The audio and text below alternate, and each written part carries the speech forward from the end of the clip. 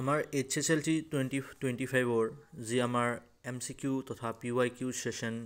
যি চলি আছিল তাৰে আজি চেপ্টাৰ 3 ধাতু আৰু অধাতু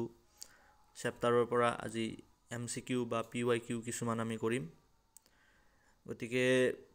দেৰি নকৰি প্ৰথমে চাও আমি প্ৰথম প্ৰশ্নটো দিয়া আছে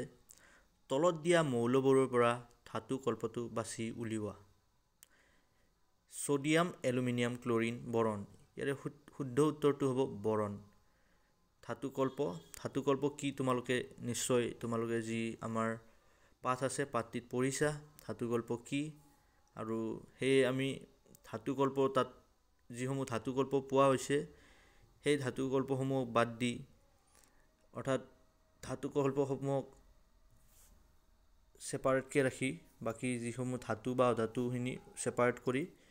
আমি ধাতু অধাতু ধাতু কল্প তিনিটা আমি পাৰ্ট পাম তাৰে ধাতু আৰু অধাতুটোক সেপাৰেট কৰি যিটো ৰব হেতু হৈছে ধাতু কল্প গতিকে এই কোৱেশ্চনটো আমি এনে ধৰণে সলভ কৰিব পাৰো ইয়াতে আমি সোডিয়াম এলুমিনিয়াম ক্লোৰিন ইয়াতে ধাতু আমি পাম এলুমিনিয়াম ধাতু সোডিয়াম ধাতু সো এতে কোনটো ধাতু কল্প হয় তেতিয়া আমি সেই দুটা যেতিয়া আমি ধাতুটো পাই যাম বা অধাতুটো পাই যাম তেতিয়া আমি ধাতু কল্পটো তেনেদৰে আমি বাছি উলিয়াব পাৰিম নেক্সট আছে এটা কোৱেশ্চন দিয়া আছে সোডিয়াম ধাতু কিয় কেৰাচিন তেলত ডুবাই ৰখা হয় ইয়াৰে কোৱেশ্চনটোৰ উত্তৰটো কি বুলি তোমালোকে দিবা পোনপ্ৰথমে তোমালোকে জানা যে সোডিয়াম ধাতু এটি অতি সক্ৰিয় ধাতু যেতিয়া ই অক্সিজেনৰ লগত অক্সিজেনৰ প্ৰভাৱত আহে যেতিয়া ই অক্সিজেনৰ সংস্পৰ্শত আহে ই জ্বলি উঠা সেইভাবে যাতে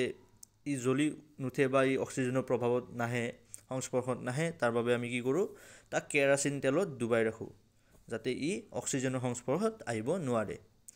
গতিকে এই কোৱেশ্চনটোৰ আনসাৰ হৈছে এইটো নেক্সট আমি আহিছো নেক্সট কোৱেশ্চনটো তলৰ কোনটো ধাতুৱে ঠাণ্ডা পানীৰ লগত প্ৰবল বেগে বিক্ৰিয়া কৰে এতিয়া ধাতুৱে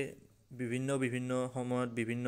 কন্ডিশনত বিক্ৰিয়া কৰে ইয়াতে কৈছে যে ঠাণ্ডা পানীৰ লগত প্ৰবল বেগে বিক্ৰিয়া কৰা ধাতু কোনটো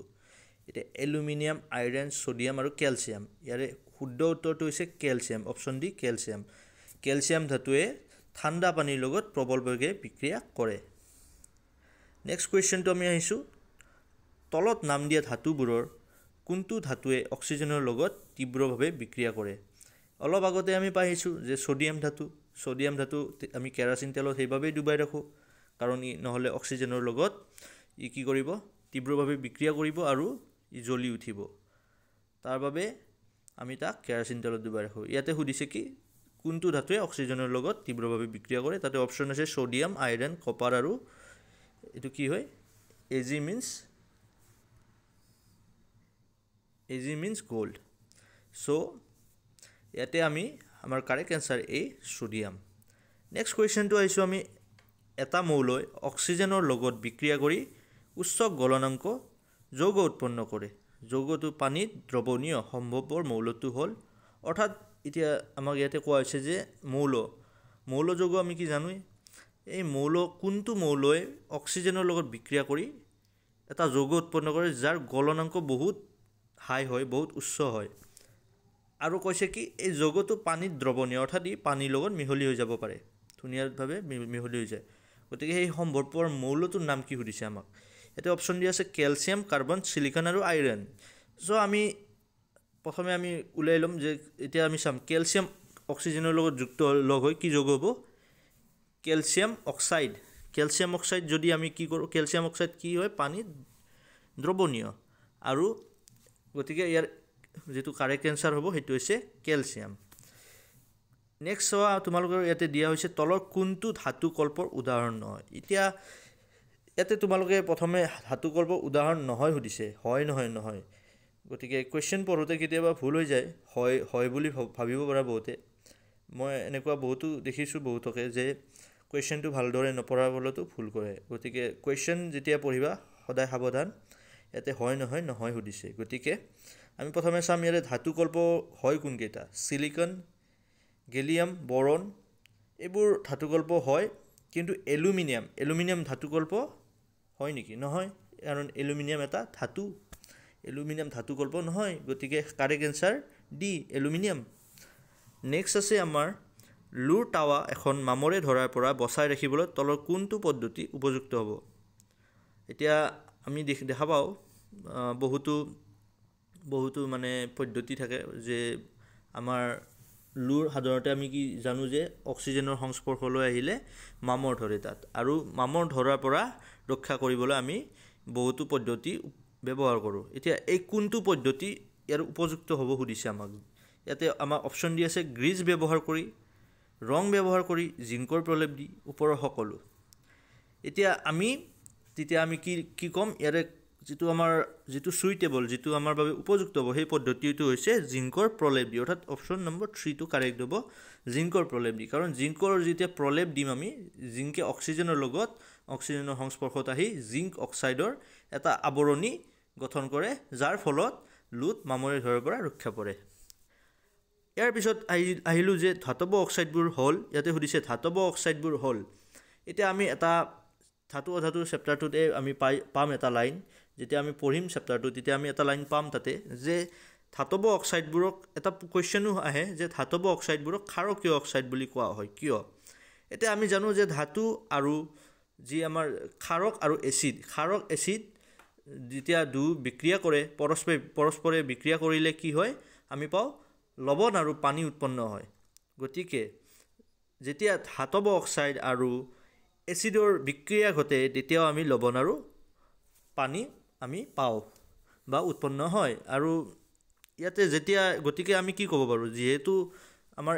এচিড আৰু ক্ষাৰকৰ বিক্ৰিয়াৰ ফলত লৱণ আৰু পানী উৎপন্ন হয় আৰু ধাতৱ অক্সাইড আৰু এচিডৰ বিক্ৰিয়াৰ ফলত লৱণ আৰু পানী উৎপন্ন হয় গতিকে ধাতৱ অক্সাইডটো কিহৰ দৰে ব্যৱহাৰ কৰিলে কিহৰ দৰে ই ধৰ্ম প্ৰদৰ্শন কৰিলে গতিকে আমি ক'ব পাৰোঁ ই ক্ষাৰকীয় ধৰ্ম প্ৰদৰ্শন কৰিলে আৰু যাৰ বাবে আমি কওঁ যে ধাতৱীয় অক্সাইডবোৰ হ'ল ক্ষাৰকীয় ধৰ্মৰ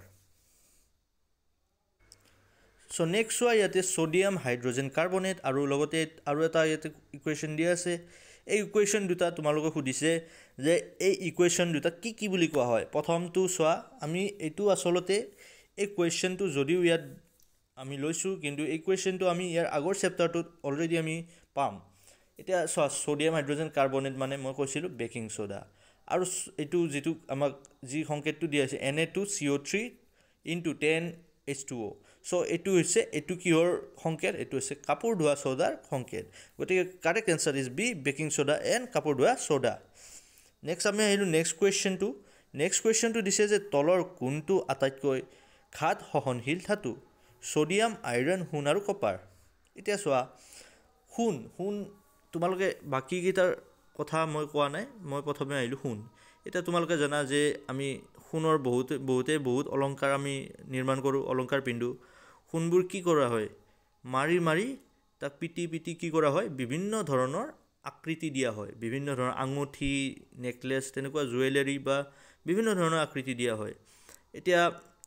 সোণটো আচলতে ঘাত সহনশীল মানে কি ধাতুৰ এটা ধৰ্ম আছে ঘাত সহনশীল মানে কি ইয়াক মাৰি কুবাই পাতল আকৃতি বা যিকোনো ধৰণৰ আকৃতি ইয়াক গঢ় দিব পাৰি গতিকে সেইটো হৈছে ঘাত সহনশীলতা ধৰ্ম আৰু সোণৰ ক্ষেত্ৰত সেইটো প্ৰযোজ্য হয় গতিকে ইয়াৰ কাৰেক্ট এনসাৰটো হৈছে সি সোণ এটা নেক্সট কুৱেশ্যনটো দিছে যে যদি এ আৰু বি ধাতুৱে ইয়াৰ দ্ৰৱৰ পৰা অপহৃত কৰে তেতিয়া যে এ আৰু বি ধাতুক ইয়াৰ দ্ৰৱৰ পৰা অপহৃত কৰে এ ধাতুৱে বি ধাতুক ইয়াৰ দ্ৰৱৰ পৰা অপহৃত কৰে এতিয়া আমি অপহৰণ বিক্ৰিয়াত কি পাইছিলোঁ যে এটা অধিক সক্ৰিয় ধাতু এটা কম সক্ৰিয় ধাতুক তাৰ দ্ৰৱৰ পৰা অপহৃত কৰে এতিয়া আমি ক'ব লাগিব যে কোনটো ইয়াৰ বেছি সক্ৰিয় এ নে বি ইয়াতে আছে প্ৰথম এ ধাতু বিতকৈ বেছি সক্ৰিয় নেক্সট বি ধাতু আমি এইখিনি পঢ়িবই নালাগে যেতিয়া আমি জানো যে অপহৰণ বিক্ৰিয়া এটা অধিক সক্ৰিয় ধাতুৱে এটা কম সক্ৰিয় ধাতুক তাৰ দ্ৰৱৰ পৰা অপহৃত কৰে গতিকে যদি এ বিক অপহৃত কৰিব লাগে গতিকে এইটোতো অধিক সক্ৰিয় হ'বই লাগিব এইটো অবভিয়াছ কথা গতিকে আমি ডাইৰেক্ট আমি চাই প্ৰথমটো আমি ৰাইট দিব পাৰিম যে হয় প্ৰথমটো কাৰেক্ট যে এ ধাতু বিতকৈ বেছি সক্ৰিয় কাৰণ সক্ৰিয় ধাতু এটাই আন এটা ধাতুক তাৰ যৌগৰ পৰা বা তাৰ দ্ৰৱৰ পৰা অপহৃত কৰিব পাৰিব নেক্সট কুৱেশ্যন চোৱা কোনটো ধাতুৰ সালফাইড আকৰ হ'ল চিনাবাৰ আকৰিক চিনাবাৰ গতিকে ধাতুৰ সালফাইড আকৰিক চিনাবাৰ কোনটো ধাতুৰ কপাৰ মাৰ্কিউৰি এলুমিনিয়াম আৰু আইৰণ ইয়াৰে mercury is the correct answer মাৰ্কিউৰিৰ যিটো ধাতুৰ ছালফাইড আকৰিক হ'ল চিনাবাৰ সো এইকেইটা আছিল ধাতু আৰু অধাতুৰ যি আমাৰ MCQ বা PYQ আৰু ইয়াৰ পৰা হয়তো ইয়াৰ পৰা ডাইৰেক্ট আহি যাবও পাৰে নাহিবও পাৰে কিন্তু এইকেইটা সম্ভাৱ্য প্ৰশ্ন মই তোমালোকক দিলোঁ আৰু ইয়াৰ পিছত বাকি চেপ্টাৰসমূহৰো মই এনেকৈ দি যাম গতিকে ধন্যবাদ সকলোকে পুনৰ লগ পোৱাৰ প্ৰতিশ্ৰুতিৰে ধন্যবাদ